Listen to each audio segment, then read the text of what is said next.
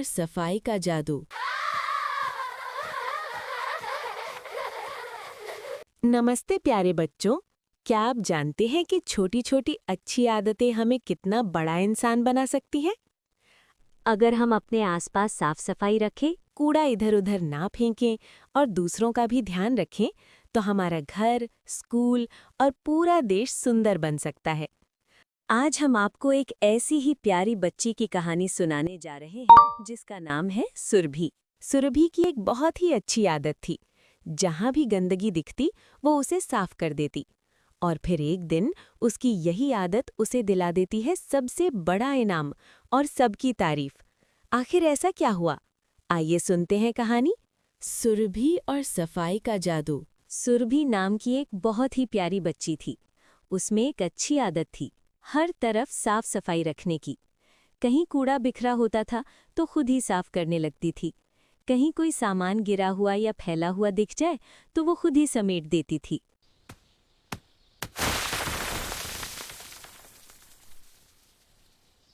ऐसे ही एक दिन स्कूल में एक गमला टूट गया।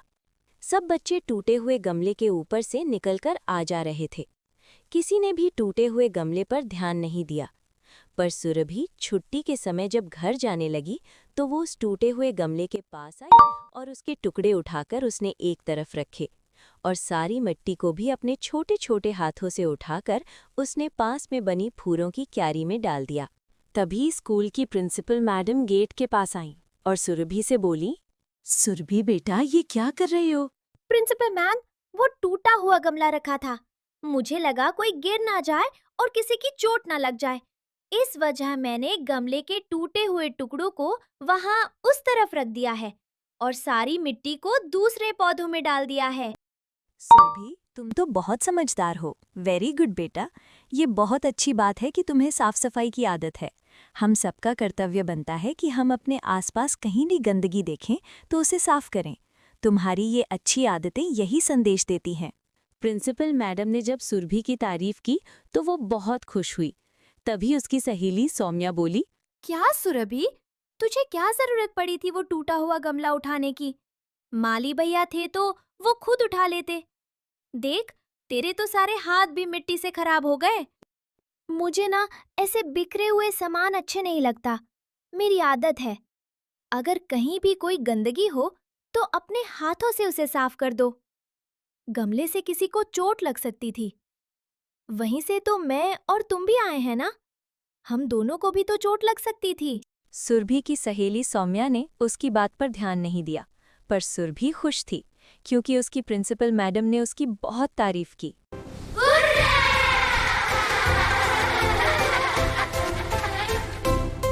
कुछ दिनों बाद सुरभि अपनी क्लास के बच्चों के साथ स्कूल पिकनिक पर एक बहुत सुंदर पार्क में जाती है। वहां पर तरह तरह के झूले थे, बड़े बड़े पेड़ भी थे, हर तरफ हरियाली थी। सब बच्चे हरी हरी घास पर चटाई पर बैठ जाते हैं। बच्चों, अब आप सब पहले तो अपना लंच कर लो, उसके बाद खेलना। सब बच्चों ने अपना लंच खोला और लंच करने लगे। सुरभि की सहेली सौम्या ने केले को छीलकर छिलका वहीं फेंक दिया। सौम्या, ये बहुत गंदी बात है।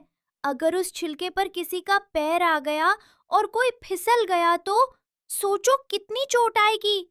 तू तो यहाँ भी शुरू हो गई। अरे, हम पिकनिक पर आए हैं, ये तो खेलने की जगह है।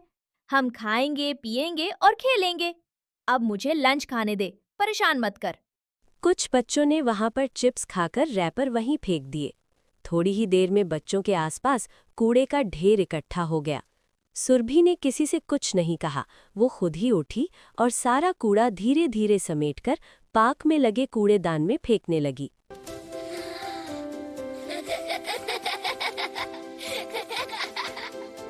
बच्चे झूला झूलने चले गए, पर सुरभि अभी भी अकेली सारा कूड़ा उठाकर कूड़ेदान में फेंक रही थी।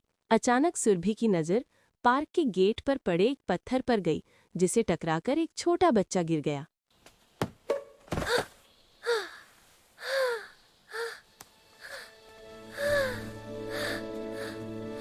अरे, उस बच्चे को चोट लग गई। कोई भी उस पत्थर को हटा नहीं रहा। अगर कोई और उस पत्थर से टकराकर गिर गया तो बहुत चोट आएगी। सुरभि बेटा, तुम झूला झूलने नहीं गई? मैम, मैं कूड़ा डस्टबिन में डाल रही थी। लाओ, मैं भी तुम्हारी हेल्प करती हूँ। Ma'am, ma'am.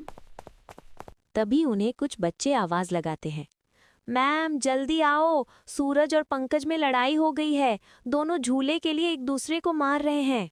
सुरभि बेटा, मैं अभी आती हूँ। पता नहीं इन बच्चों ने बहुत तंग किया हुआ है। मैम, आप उनको देख लीजिए, ये मैं कर लूंगी।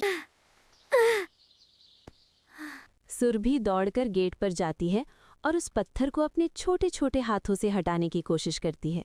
तभी वहां पर एक बूढ़े दादाजी आए। बेटा, तुम ये क्या कर रही हो?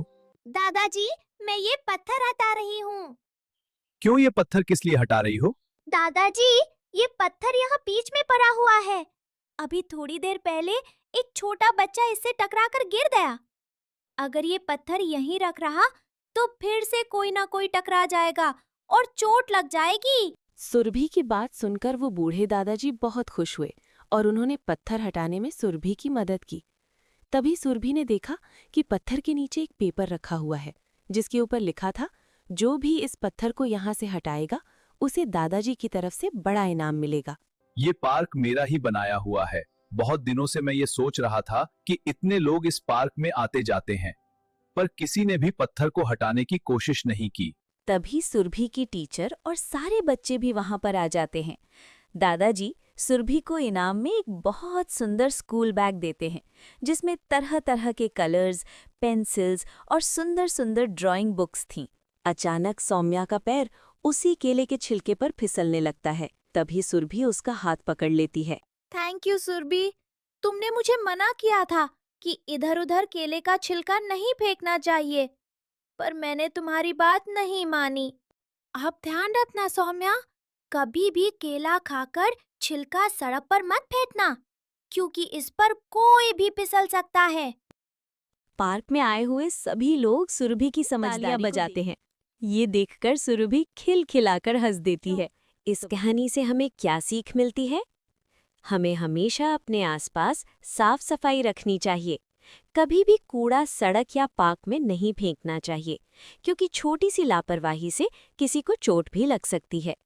अगर हम सब सुरभि की तरह अच्छी आदतें अपनाएं, तो हमारा स्कूल, हमारा शहर और हमारा देश बहुत सुंदर और स्वच्छ बन सकता है। तो बच्चों, आज से आप भी एक वादा कीजिए, हम कभी भी गंदगी नहीं फैलाएंगे और अपने आसपास सफाई रखेंगे।